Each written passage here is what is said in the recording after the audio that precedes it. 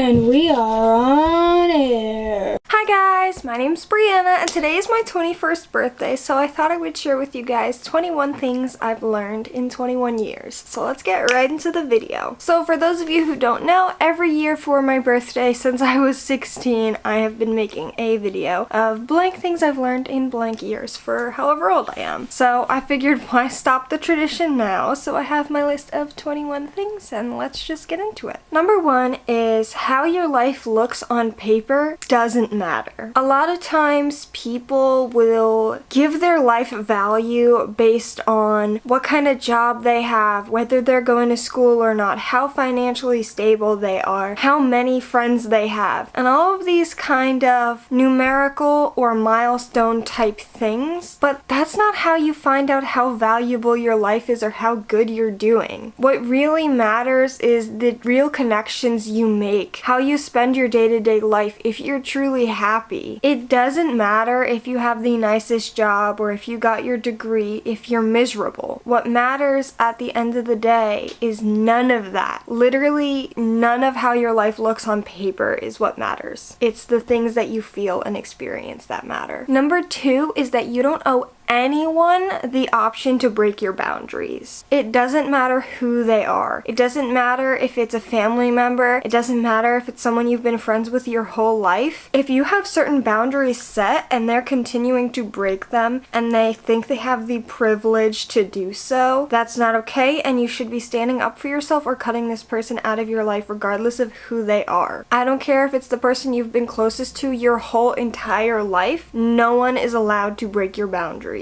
That is your decision of what your boundaries are and what you are comfortable with, and if they're breaking that, they don't care about you. Number 3 is that it's never too late to start exploring and changing how and why you react to things the way that you do. You might not have ever even realized that you were reacting certain ways because of certain reasons, but once you start to explore that, you get a better sense of why certain things upset you and how to handle it moving forward. And sometimes people get it in their head that they're just going to be stuck in their ways and this is just how I am. But that's not the case. You can continue to grow and change and learn about yourself for the rest of your life. But also going along with that for the next one, number 4, your feelings aren't less valid because you handled a situation poorly. I have noticed that in my life, if I react super aggressively to a situation, when I recognize that how I reacted was poorly, and I come back to the situation to apologize, often since I'm apologizing, I brush all the feelings that upset me in the first place to get me to react so severely, and my feelings are never addressed just because I'm still learning how to handle my reactions. The truth of the matter is, if you react poorly, you should apologize for your reaction, but you shouldn't brush your original feelings under the rug. The conversation shouldn't be, I'm sorry, I shouldn't have reacted like that, end of conversation. The conversation should be, I'm sorry, I shouldn't have reacted like that, but these are my feelings and I'd like to talk about it. And if someone can't allow that conversation to happen just because you originally reacted poorly, even though you're owning up to your mistakes and trying to communicate, then they don't deserve to be in your life. Just because you did something wrong doesn't mean that there shouldn't be a conversation about those original feelings that led to that negative reaction. Number 5 is that gender is dumb and new labels are only there to fight back against the old ones. I have recently become more comfortable with myself and how I feel like I identify gender-wise, and time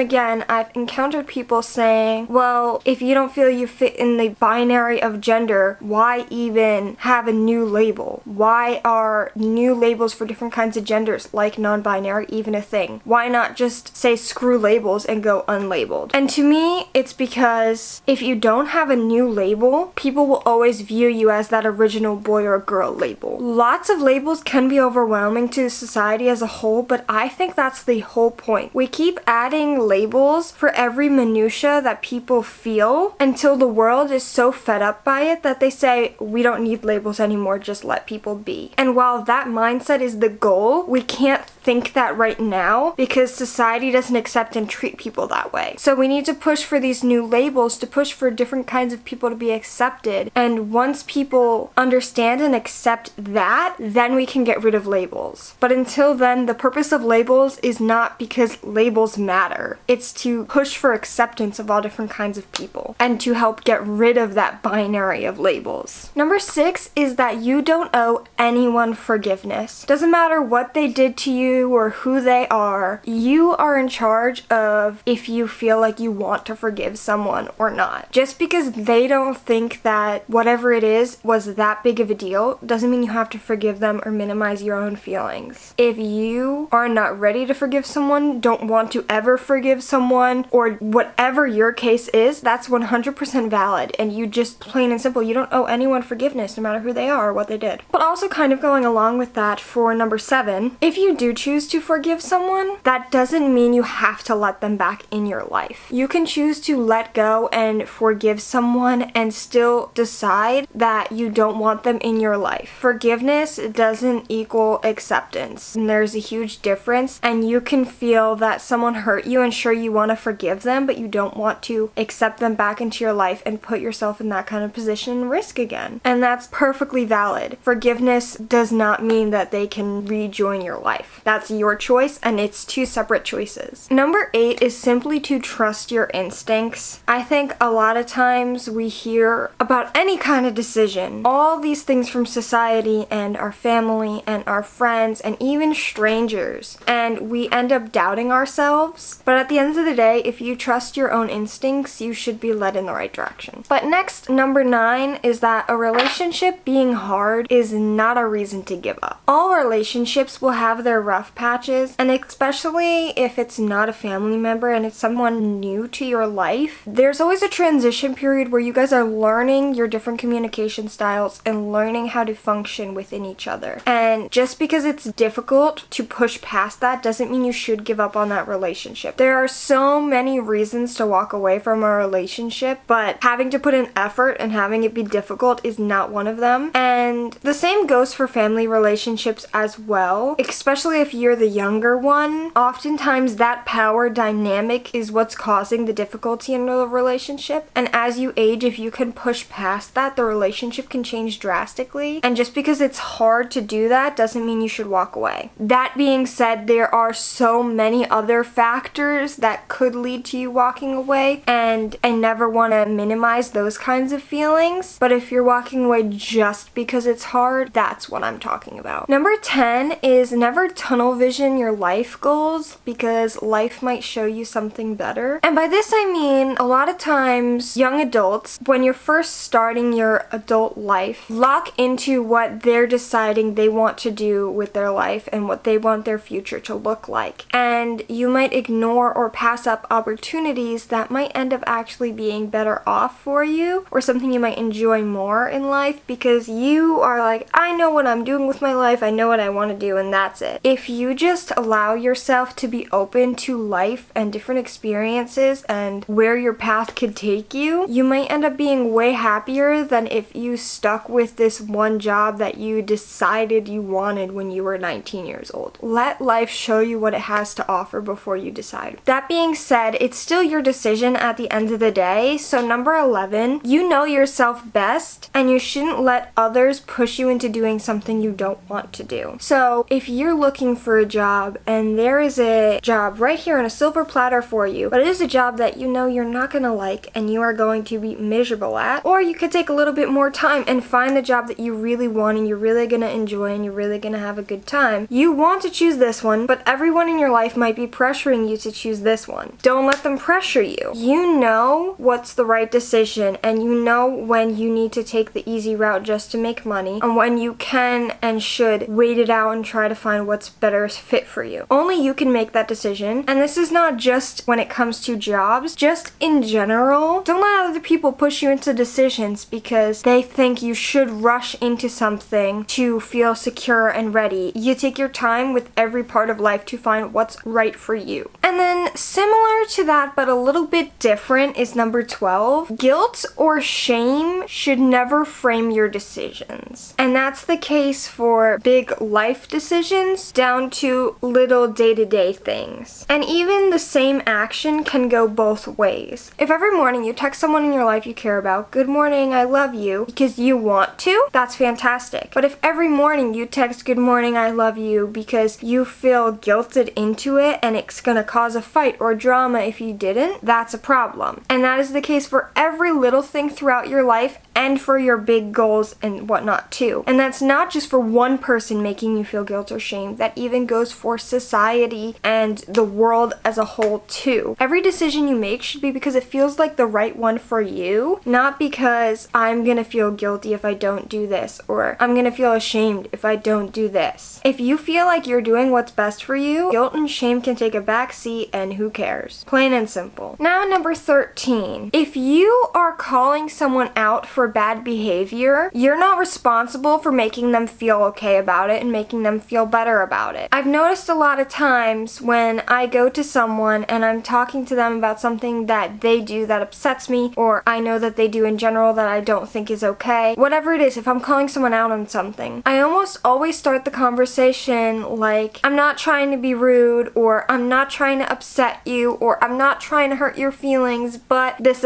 or this." And then when they start to get defensive, I'm like, "I know, I understand, it's okay, this is just how it might appear to other people." And it comes across very timid, number one. Number two, if you're calling someone out on something bad and you baby them or pity them or help them feel less bad about it, they're never gonna learn from their mistakes or change. And three, it's just not your responsibility to make them feel better when they screw up. And yes, everyone has room to grow and change, and then you shouldn't hold bad things over people's heads, but when you go to them to tell them they screwed up, you are not responsible for making them feel okay or feel better about it, and that's just that. Number 14 is that there are no rules when it comes to enjoying art. I know a lot of people will feel pressured by the rest of the people in the community for whatever it is that you enjoy, and if you don't like it enough or you don't like every aspect of it, people will shame you into not liking it at all. Or if you like it or enjoy it in a different way than someone else, they will shame you into not liking it at all. There are no rules on how or how much or why you should enjoy any piece of art, whether it's a certain music that you like, a certain kind of game that you like, a certain kind of physical art being made that you enjoy. Anything and everything you can enjoy it any way that you want, and that's completely okay. And then kind of going along with that, for number 15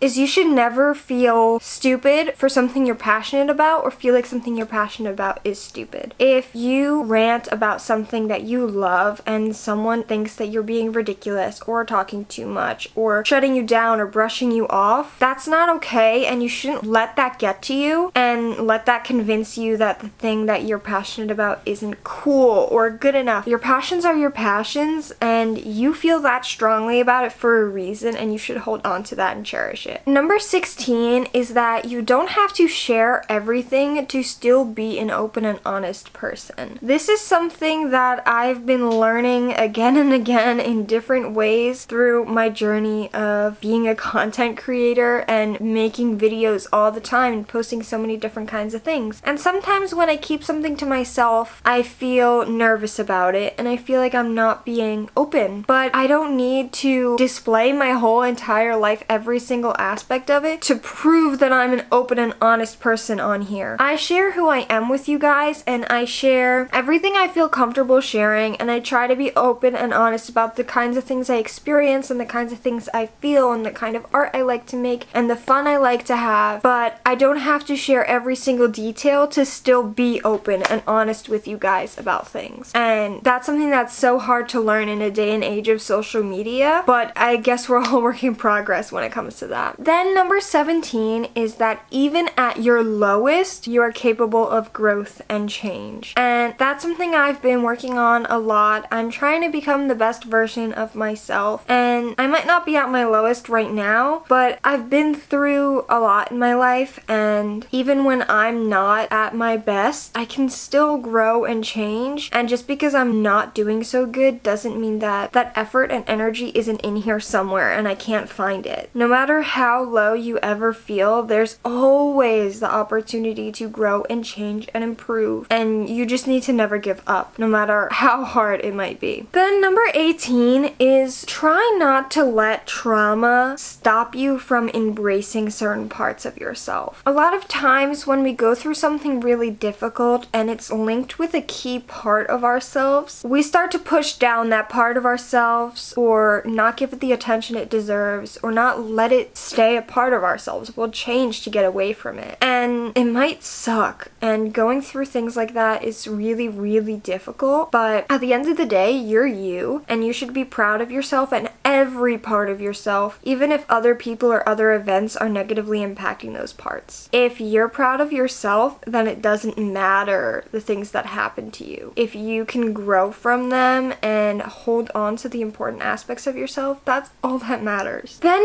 number 19 is that music will always be the best way to feel seen, to feel heard, to create community. Just at the end of the day, no matter what I've gone through, the feelings I've felt, nothing makes me feel better about it than hearing a song that makes me feel the same way, or writing a song about it and reading comments about people saying they feel the same way too. Music is just an incredible and I think point blank the best way to feel that sense of camaraderie and not feel so much shame for the way you feel or feel so bad about your negative feelings, because you can learn that you're not alone, you're not the only one, and it's just such an emotional way to experience that feeling. Then number 20 is that you are never a burden for expecting the little things in a relationship. Whether that's with your family, with a friend, in a partnership relationship, as long as it's not one-sided and you're also providing those little things for the other person, you're never a burden for expecting that from someone. If I tell someone that all I want at the end of the day is a shoulder to lean on, to just vent about anything negative about my day, and it's just 5 minutes I'm asking for, and they can't give that to me when I'm offering to do the same, then that's not a valuable relationship. And again, every relationship is different, and this is not specifically a situation that's gonna happen in every single relationship. You know, you have your people for support and you have your people for going out and having fun, but if that's the kind of relationship where you're offering those kinds of things up, it should be offered in return as well. And if you feel like a burden for asking for something small that you're also providing, that's not okay. Or if someone constantly asks you, oh hey, can you pick this up on your way home from work, and they don't do the same thing for you when you ask and they complain about it when you ask, that's a problem. And it's never a problem because of the money or things like that. It's a problem because it shows that they don't care in the same way that you care. They expect things from you without wanting to return the favor, and they're making you feel like a burden if that's the case. And you're never a burden for just wanting the same small things in return that you offer up to others. Then 21, last but not least, I'm gonna start by saying it simply and then I'm gonna elaborate because what it sounds like on its head is not exactly what I mean. Age isn't just a number and things change every year. This is not to say that a 50-year-old with more experience is going to be smarter or more intelligent or more worthy or better than a 20-year-old who's new to the game. Your age doesn't determine your value. It doesn't determine how intelligent you are, how much knowledge you have, what you're capable of. I know plenty of teenagers who are way more well-adjusted and more capable than full-grown adults. What I mean is that no matter what you think, that once I've reached this age, I'm gonna know myself and my age isn't gonna matter anymore, my years under the belt aren't gonna matter anymore, and this is just how my life is from now on. That's never going to be true. Every single year, you learn more, you change more, you become a new person to some extent, and each year does matter. It's just that it matters differently for everyone else, and that's why people say age is just a number, because everybody experiences those changes at different rates, but that doesn't mean age is just a number. It just means it's not quantified in an equal way around the board. But it does matter, and once you start to embrace that fact, you can start feeling more confident and comfortable as you age and learn more about yourself and the world and all of this stuff. I know that I am not a perfect person, but I like to share these things that I learned learn with you guys, because I think all knowledge is valuable no matter your age, and while I might not agree with everything I said way back when I was 16, those opinions are still valid, and I think it's nice to document how you change and how your opinions change, especially in a format like this, because now you guys can come along in this journey too and see how I change and see how growing up changes my perspective on things. And I think that's really important for people to see that change is possible, but also some opinions I had when I was 16 are the same as I am now. And just because you're young doesn't mean your opinions aren't important, but it doesn't mean they're always going to stay that way either. So you guys can comment down below what kind of things you've learned throughout your years and where you agree and disagree with me. But for now, that's it for today's video. Thank you guys for watching. I hope you enjoyed. Happy VEDIN, and I'll see you guys tomorrow. Mwah!